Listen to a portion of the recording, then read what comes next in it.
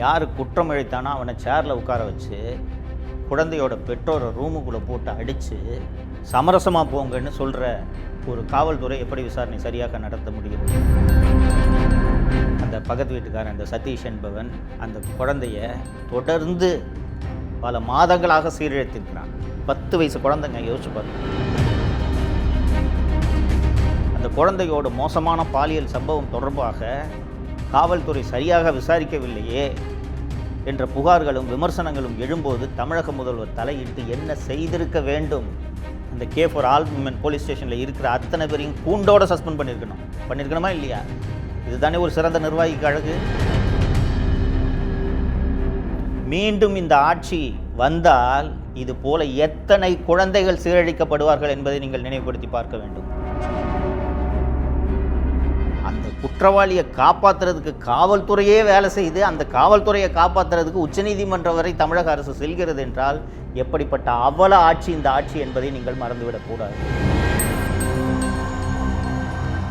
வணக்கம் தமிழ் பெருங்குடி மக்களே. 2026 தேர்தல் வரப்போகிறது. விரைவில் வாக்களிக்கப் போகிறீர்கள். தப்பித்தவறி கூட திமுக என்ற தீய சக்தி ஆட்சிக்கு வந்துவிடக்கூடாது.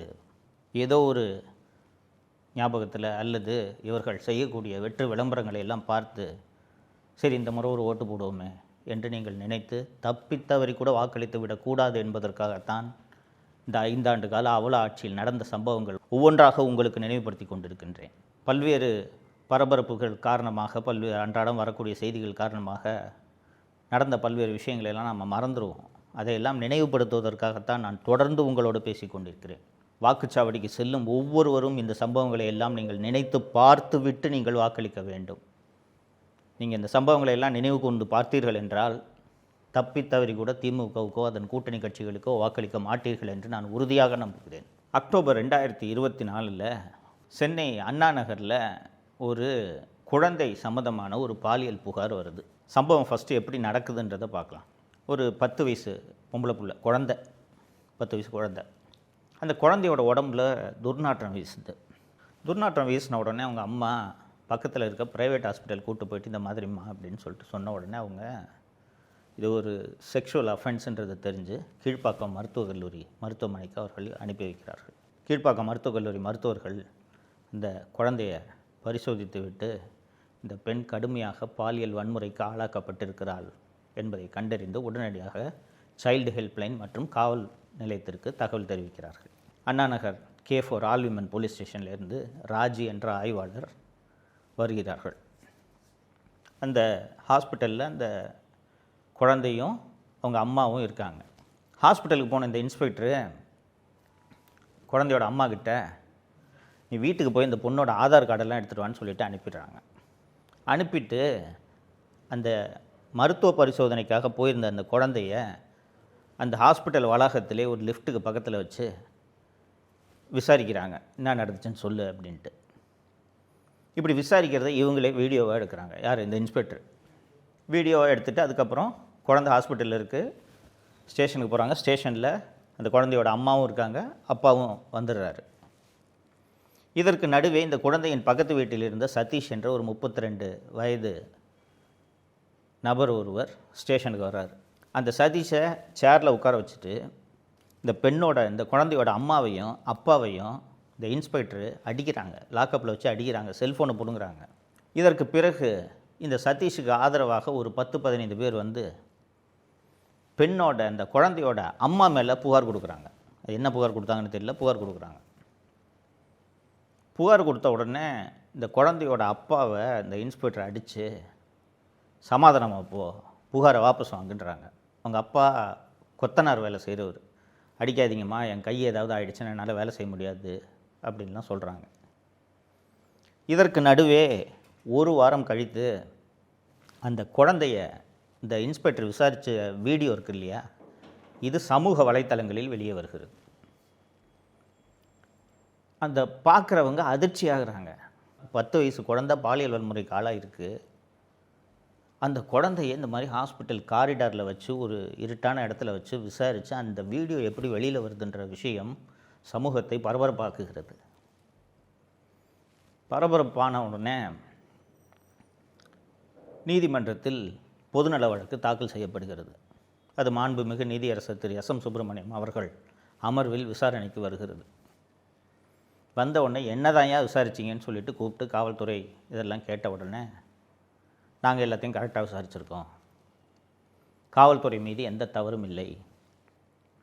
இந்த வீடியோவை வெளியிட்டாங்கல்ல சமூக வலைத்தளத்தில் 2 பத்திரிகையாளர்கள், அவங்க மேலே எஃப்ஐஆர் போட்டிருக்கோம். இதான் வேலை இந்த திமுக அரசாங்கத்துக்கு, குறிப்பாக சென்னை மாநகர காவல்துறை ஆணையர் அருணுக்கு இதுதான் வேலை.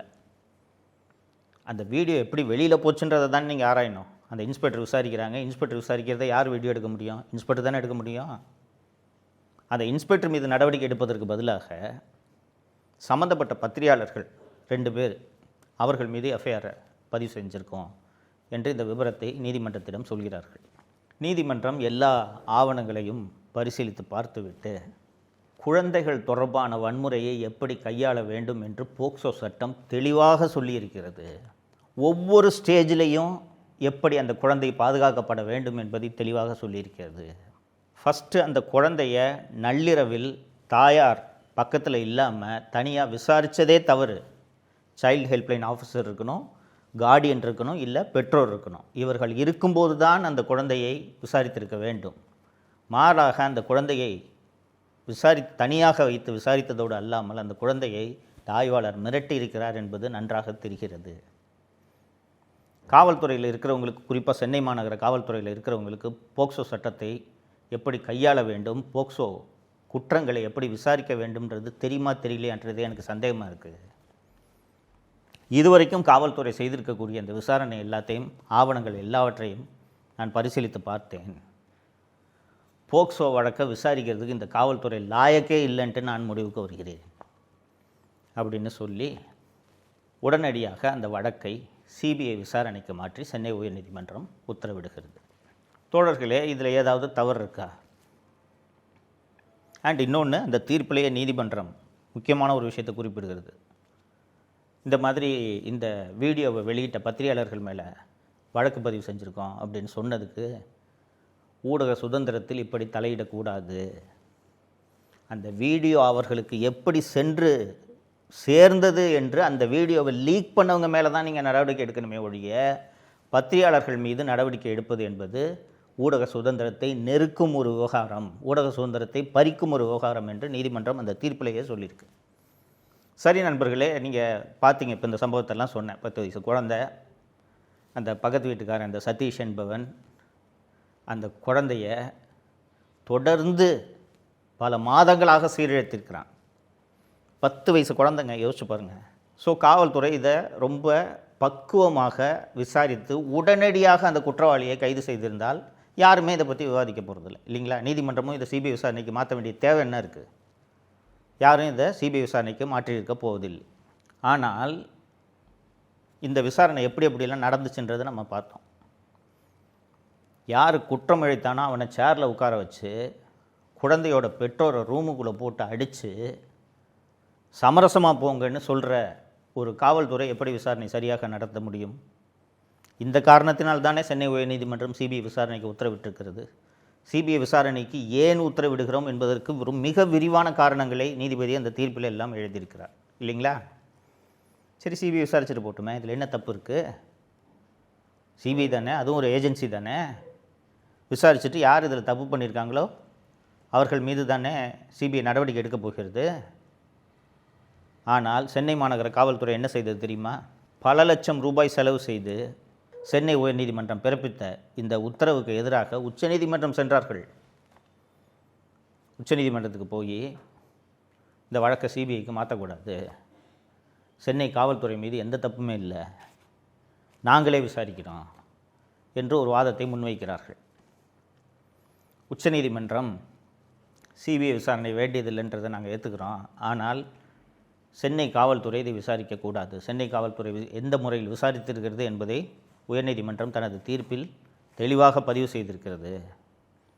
அதனால் சென்னை காவல்துறை இதை விசாரித்தால் இது சரியான இந்த விசாரணை நடைபெறாது அப்படின்ற விஷயத்தை பதிவு செய்து சிறப்பு புலனாய்வு குழு ஒன்றை அமைக்க வேண்டும்.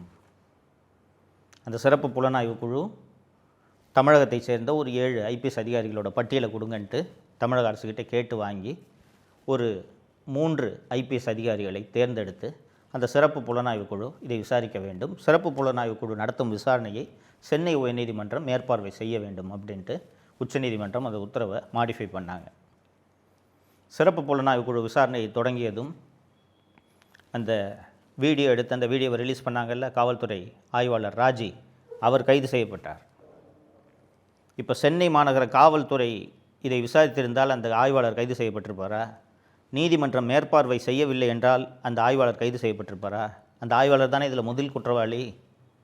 ஆனால் அந்த ஆய்வாளரை காப்பாற்ற சென்னை மாநகர காவல்துறை எந்த தவறுமே செய்யவில்லை என்பதை நிரூபிப்பதற்காக மக்கள் வரிப்பணம் பல லட்சம் ரூபாயை செலவு செய்து உச்சநீதிமன்றம் சென்றிருக்கிறது சென்னை காவல்துறை. ஒரு 10 வயசு குழந்தைக்கு இப்படிப்பட்ட அநியாயம் நடந்திருக்கிறது. இது பொதுவெளிக்கு வந்து விட்டது, செய்தித்தாள்களில் வந்திருக்கிறது, சமூக வலைத்தளங்கள் முழுக்க இது விவாதிக்கப்படுகிறது. ஒரு குழந்தைங்க, அந்த குழந்தையோட மோசமான பாலியல் சம்பவம் தொடர்பாக காவல்துறை சரியாக விசாரிக்கவில்லையே என்ற புகார்களும் விமர்சனங்களும் எழும்போது தமிழக முதல்வர் தலையிட்டு என்ன செய்திருக்க வேண்டும்? அந்த K4 ஆல் விமன் போலீஸ் ஸ்டேஷனில் இருக்கிற அத்தனை பேரையும் கூண்டோடு சஸ்பெண்ட் பண்ணியிருக்கணுமா இல்லையா? இதுதானே ஒரு சிறந்த நிர்வாகிக்கு அழகு. என்னோட ஆட்சியில் ஒரு 10 வயசு குழந்தைக்கு இப்படி நடந்திருக்குது, ஊடகங்களில் வெளியே வந்த பிறகு தான் இது தெரிஞ்சிருக்கு. இன்னொன்று, இது போல் ஒரு சம்பவம் அங்கே நடந்துக்கிட்டு இருக்குன்ற விஷயம் ஊடகங்கள் மூலமாக முதல்வருக்கு தெரிய வேண்டும். உளவுத்துறை என்ன செய்து கொண்டிருக்கிறது? ஒவ்வொரு போலீஸ் ஸ்டேஷனுக்கும் ஒரு உளவுத்துறை கான்ஸ்டபிள் ஒருவர் அங்கே இருக்கார். அவர் ஸ்டேஷனில் எந்த தவறு நடந்தாலும் அதை உடனடியாக அரசுக்கு அவருடைய தலைமை அதிகாரிக்கும் அரசுக்கும் தெரியப்படுத்த வேண்டியது அவருடைய கடமை. அப்போது இப்படி ஒரு சம்பவம் நடந்திருக்கு. இந்த சம்பவம் ஊடகங்களில் வெளியான பிறகுதான் எனக்கு தெரிய வருகிறது. நீதிமன்றம் எனக்கு கீழ் இருக்கக்கூடிய இந்த காவல்துறையின் மீது கடுமையான கண்டனங்களை பதிவு செய்திருக்கிறது. இப்படி எனது ஆட்சிக்கு அவப்பெயரை ஏற்படுத்தி தந்த இந்த அதிகாரிகள் மீது கடுமையான நடவடிக்கையை எடுப்பேன் என்று ஒரு முதல்வர் எடுத்திருந்தார் என்றால் அவர் நல்ல நிர்வாகி, நல்ல முதலமைச்சர், நல்ல அரசன். எதற்காக தமிழக முதல்வர் ஸ்டாலினை பொம்மை முதல்வர் என்று சொல்கிறார்கள் என்று தெரிகிறதா? சரி, சிபிஐ விசாரணைக்கு உத்தரவிட்டுச்சு, சரியா? இந்த மாதிரி சிபிஐ விசாரணைக்கு போட்டுட்டாங்க. இதுக்கு காரணமானவங்க யாருன்னு கண்டுபிடிச்சா அவங்க மீதெல்லாம் துறை ரீதியான நடவடிக்கை எடுக்க வேண்டும் என்று ஒரு நல்ல முதல்வர் உத்தரவிட்டிருக்க வேண்டுமா இல்லையா? இதற்கு எதிராக உச்சநீதிமன்றம் போகலாம், சிபிஐ விசாரணையை ரத்து செய்யணும்னு சொல்லிட்டு அதிகாரிகள் அவர்கிட்ட பரிந்துரை செய்கிறார் என்றால் அதையும் கேட்டுவிட்டு ஆமாம் என்று கையெழுத்து போடும் முதல்வர் பொம்மை முதல்வரா இல்லையா? மீண்டும் இந்த ஆட்சி வந்தால் இது போல எத்தனை குழந்தைகள் சீரழிக்கப்படுவார்கள் என்பதை நீங்கள் நினைவுபடுத்தி பார்க்க வேண்டும். கோவையில் ஒரு சம்பவம் நடந்தது, அண்ணா பல்கலைக்கழக சம்பவம் பற்றி நான் விரிவாக பேசியிருக்கிறேன். இப்படியெல்லாம் குற்றங்கள் இந்த ஆட்சியில் நடக்கிறதே, இது எனக்கு அவமானம், சட்டம் ஒழுங்குக்கு பொறுப்பாக இருக்கக்கூடிய எனக்கு அவமானம் என்று கடுமையான நடவடிக்கையை தமிழக முதல்வர் எடுத்திருந்தார் என்றால் உண்மையாகவே அவர் இரும்பு கரம் கொண்டு ஆட்சி நடத்துகிறார் என்று ஒப்புக்கொள்ளலாம். ஆனால் ஒரு பொம்மை போல அவர் முதலமைச்சராக அமர்ந்து கொண்டிருக்கிறார். அந்த அதிகாரிகள் அவர்கள் இஷ்டத்துக்கு ஆட்டம் போட்டு கொண்டிருக்கிறார்கள் என்றால் மீண்டும் திராவிட முன்னேற்ற கழக ஆட்சி வந்தால் இதுதானே தொடரும். மீண்டும் இந்த அவலம்தானே தொடரும். அவர் பொம்மை போல ஒவ்வொரு நிகழ்ச்சிக்கும் சென்று புகைப்படம் எடுப்பது, ஷூட்டிங் எடுப்பது என்று இந்த வேலைகளை மட்டும்தானே அவர் செய்து கொண்டிருப்பார். இந்த ஆட்சி தொடர வேண்டுமா என்பதை நீங்கள் சிந்தித்து பாருங்கள். 10 வயசு குழந்தை சார், 10 வயசு குழந்தை எவ்வளவு கொடுமை அனுபவிச்சிருக்கும். அது அந்த குற்றவாளியை காப்பாற்றுறதுக்கு காவல்துறையே வேலை செய்து அந்த காவல்துறையை காப்பாற்றுறதுக்கு உச்சநீதிமன்றம் வரை தமிழக அரசு செல்கிறது என்றால் எப்படிப்பட்ட அவல ஆட்சி இந்த ஆட்சி என்பதை நீங்கள் மறந்துவிடக்கூடாது. வாக்குச்சாவடிக்கு செல்லும்போது தப்பித்தவறி கூட திமுக மற்றும் அதன் கூட்டணி கட்சிகளுக்கு வாக்களித்தால் நாம் தமிழகத்துக்கு செய்யக்கூடிய மிகப்பெரிய பாவம், அநியாயம் என்பது உங்கள் அத்தனை பேர் மனதிலும் இருக்க வேண்டும். தோழர்களே, திமுக ஆட்சியை வீட்டுக்கு அனுப்புவதோடு நமது கடமை முடிந்துவிடக்கூடாது. திமுக என்ற கட்சி இனி எழுந்திருக்கவே கூடாது. அதை உறுதி செய்ய வேண்டியது உங்களது கடமை. செய்வீர்கள் என்று நம்புகிறேன். நன்றி.